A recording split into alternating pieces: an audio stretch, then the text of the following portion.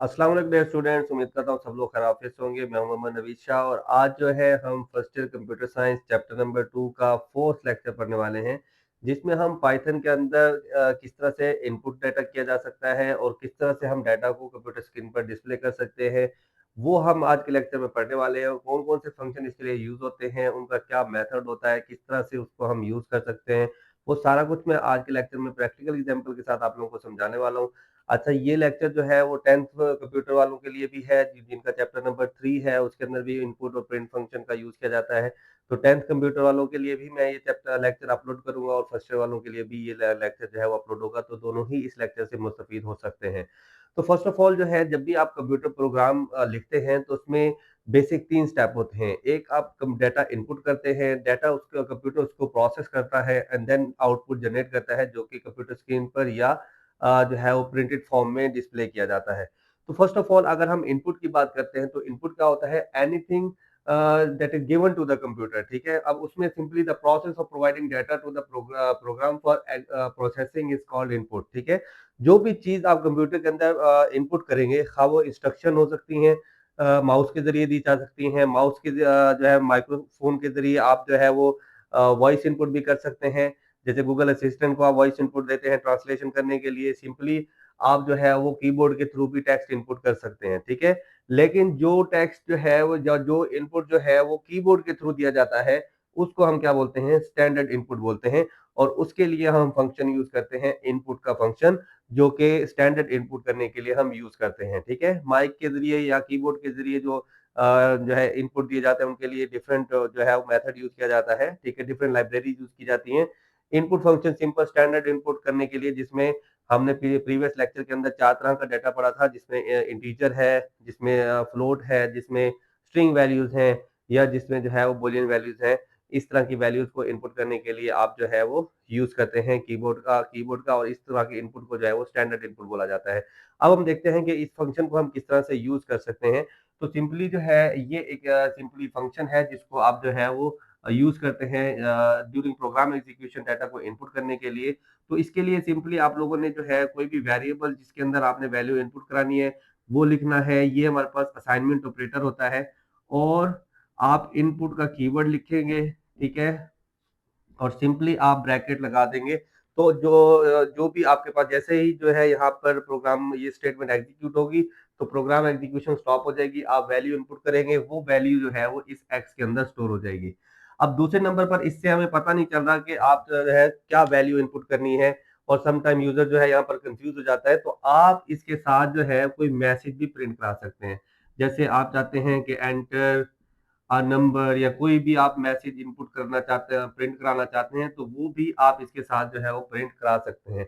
अब जो भी वैल्यू आप इनपुट करेंगे, वो वैल्यू यहाँ पर जो है, सबसे पहले ये मैसेज जो होगा एंटर नंबर, आप नंबर इनपुट करेंगे, और वो कहाँ पर एंटर हो जाएगा, स्टोर हो जाएगा, इस वेरिएबल के अंदर स्टोर हो जाएगा। अब एक तो ये तरीका कार है। दूसरे नंबर पर क्या है, अब क्या होता है कि ये जो बाय डिफॉल्ट वैल्यू देता है ना, वो देता है स्ट्रिंग वैल्यू।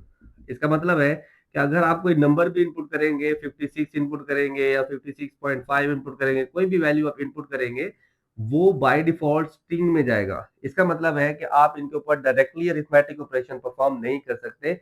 आपको इसको पहले कन्वर्ट करना पड़ेगा स्पेसिफिक डाटा टाइप के अंदर, एंड देन आप उसको जो है वो फर्दर अरिथमेटिक ऑपरेशंस के लिए यूज कर सकते हैं। तो उसके लिए क्या करना पड़ेगा? सिंपली मैं वही वेरिएबल लिख लेता हूँ, और इंट का एक फंक्शन, अगर इंटीजर में कन्वर्ट करना है तो इंट का फंक्शन यूज करेंगे।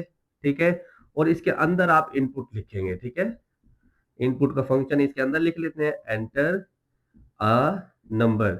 अब ये मैसेज डिस्प्ले होगा, आप वैल्यू इनपुट करेंगे, और वो वैल्यू जो इंट फंक्शन है कन्वर्ट करेगा उस स्ट्रिंग वैल्यू को इंटीजर में, एंड देन वो एक्स के अंदर स्टोर करेगा। अब एक्स की वैल्यू क्या बन चुकी है? इंटीजर आएगी, इसके अंदर स्ट्रिंग नहीं आएगी। ठीक है, तो एक्स की डाटा टाइप यहाँ पर इंटीजर हो जाएगी। इसी तरह से फ्लोट के लिए जो है आप FLOAT फ्लोट का कीवर्ड यूज कर फंक्शन यूज करते हैं, और इसके अंदर आप इनपुट लिखते हैं। ठीक है, और एंटर नंबर, कोई भी आप नंबर इनपुट करेंगे या एंटर कोई भी वैल्यू आप लिख सकते हैं, वो वैल्यू जो है यहाँ पर इनपुट होगी, और ये फ्लोट का फंक्शन उसको जो है किस में कन्वर्ट करेगा? फ्लोट में कन्वर्ट करेगा, एंड देन वो इस वेरिएबल के अंदर स्टोर हो जाएगी। तो इस तरह से आप इनपुट फंक्शन का यूज कर सकते हैं। कोई भी वैल्यू जो है आप प्रोग्राम के अंदर इनपुट करना चाहते हैं, तो सिंपली सिंटैक्स मैंने आप लोगों को बता दिया है। दूसरे नंबर पर आता है जी आउटपुट। अब जब भी कोई डाटा इनपुट करते हैं, कंप्यूटर उसको प्रोसेस करता है और जो रिजल्ट जनरेट करके डिस्प्ले करता है, उस प्रोसेस को क्या बोला जाता है? आउटपुट बोला जाता है। दो तरह के आउटपुट होते हैं, एक सॉफ्ट कॉपी आउटपुट होता है, ठीक है, जो कंप्यूटर स्क्रीन पर मॉनिटर पर डिस्प्ले किया जाता है, और एक हार्ड कॉपी इनपुट आउटपुट होता है। हार्ड कॉपी आउटपुट जो है आपका प्रिंटर पर जो प्रिंटेड फॉर्म में आउटपुट होता है, उसको हार्ड कॉपी आउटपुट बोला जाता है। लेकिन यहाँ पर जो कंप्यूटर स्क्रीन पर या मॉनिटर पर शो होता है, उसको हम स्टैंडर्ड आउटपुट बोलते हैं, और उसके लिए यहाँ पर प्रिंट का फंक्शन यूज किया जाता है, ठीक है। तो हम स्टैंडर्ड इनपुट और आउटपुट के बारे में आज पढ़ रहे हैं कि हम कीबोर्ड से और मॉनिटर पर इनपुट कैसे ले सकते हैं और प्रिंटर पर आउटपुट कैसे डिस्प्ले कर सकते हैं। तो उसके लिए सिंपल प्रिंट का फंक्शन यूज होता है जी। ये प्रिंट का फंक्शन है। आप कोई भी वेरिएबल की वैल्यू भी आप प्रिंट करा सकते हैं। सिंपली आप कोई मैसेज प्रिंट कराना चाहते हैं, तो आप डबल कोट्स के अंदर यहाँ पर मैसेज लिखेंगे, तो ये प्रिंट हो जाएगा। जैसे ये एग्जीक्यूट होगा तो आपका मैसेज सिर्फ क्या होगा? प्रिंट हो जाएगा। अब मैंने डबल कोट्स इस वजह से लगाया कि ये एक स्ट्रिंग वैल्यू है, तो स्ट्रिंग वैल्यू को हमेशा क्या करते हैं? हम डबल कोट्स में लिखते हैं। अगर सिंपली आप नंबर प्रिंट कराना चाहते हैं, ठीक है, 56 प्रिंट कराना चाहते हैं, तो इसके लिए आप डबल कोट्स नहीं लगाएंगे, वो ऑटोमेटिकली नंबर आपका प्रिंट हो जाएगा। अब अगर आप कोई वेरिएबल की वैल्यू प्रिंट कराना चाहते हैं, तो उसके लिए आप क्या करेंगे? सिंपली प्रिंट, और यहाँ पर आप कोई मैसेज लिख लेंगे, योर रिजल्ट या कुछ भी आप जो है मैसेज यहाँ पर दे सकते हैं, ठीक है। और डबल कोट्स क्लोज करेंगे, कॉमा लिखेंगे, और कॉमा के बाद यहाँ पर आप क्या करेंगे? जो भी वेरिएबल है, लेट्स सपोज एक्स है, तो एक्स की वैल्यू यहाँ पर जो है वो प्रिंट कर देंगे। अब ये सिंपली वेरिएबल और स्ट्रिंग को जोड़ने के लिए है, मतलब इंटीजर और स्ट्रिंग को जोड़ने के लिए। अब अगर आप स्ट्रिंग के साथ किसी दूसरे दो स्ट्रिंग के दरमियान में अगर कोई वैल्यू प्रिंट कराना चाहते हैं, तो सी लैंग्वेज में हम फॉर्मेट स्पेसिफायर का यूज करते थे, लेकिन यहाँ पर क्या होता है? आप जो है उसके लिए कनकैटिनेशन ऑपरेटर का भी यूज कर सकते हैं। अगर वो इंटीजर है, तो इंटीजर के लिए आप कॉमा का यूज करते हैं। फॉर एग्जांपल यहाँ पर ये एक स्ट्रिंग है, ठीक है, कोई भी एक मैसेज होगा, और आपके पास एक वेरिएबल आपने बनाया नेम का, ठीक है, इसमें मैंने कोई भी नेम दे दिया, लेट्स सपोज अली दे दिया, ठीक है। अब अली को आपने यहाँ पर दरमियान में प्रिंट कराना है, दो स्ट्रिंग के दरमियान में, ठीक है, ये स्ट्रिंग 1 है, ये स्ट्रिंग 2 हो जाएगा, इन दो के दरमियान में प्रिंट कराना है। तो उसके लिए आपको क्या करना पड़ेगा? यहाँ पर प्लस का ऑपरेटर यूज करना है और वेरिएबल का नाम दे देना है। तो प्लस का ऑपरेटर यहाँ पर जब स्ट्रिंग के साथ यूज होता है, तो ये कनकैटिनेशन ऑपरेटर कहलाता है। कनकैटिनेशन का मतलब क्या होता है? दो स्ट्रिंग को आपस में जोड़ना, कनकैटिनेट करना, जोड़ देना, ठीक है। तो अगर आप यहाँ पर क्या करते हैं? कोई इंटीजर वैल्यू देते हैं, तो इंटीजर वैल्यू के लिए आप यहाँ पर प्लस नहीं बल्कि कॉमा का यूज करेंगे। जैसे एक्स वेरिएबल हमने बनाया है, वो एक इंटीजर वेरिएबल है, तो वहां पर आप यहाँ पर कॉमा का यूज करेंगे, ठीक है। तो ये डिफरेंस आप लोगों को पता होना चाहिए कि जब आप इंटीजर प्रिंट कर रहे हैं तो उसको कैसे करेंगे, और जब आप जो है वो स्ट्रिंग जो है वो कर रहे हैं, कोई वैल्यू जोड़ रहे हैं दो स्ट्रिंग के दरमियान में, तो उसको आपने किस तरह से प्रिंट कराना है। तो ये चीज एक समझ आ गई आप लोगों को।